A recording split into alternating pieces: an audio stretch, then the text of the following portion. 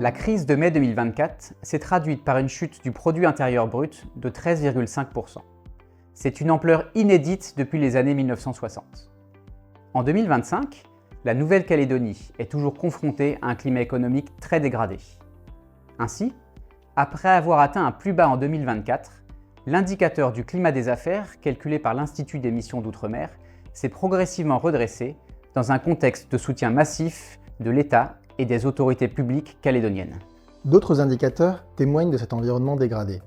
L'emploi salarié privé a continué de se contracter en 2025 avant de se stabiliser en fin d'année. La consommation des ménages a certes progressé, mais sans retrouver son niveau d'avant-crise. La production totale de crédit a baissé de 3% par rapport à 2024, alors même que les taux d'intérêt ont globalement diminué. Les autorités publiques, nationales et locales, ont déployé un vaste dispositif d'aide.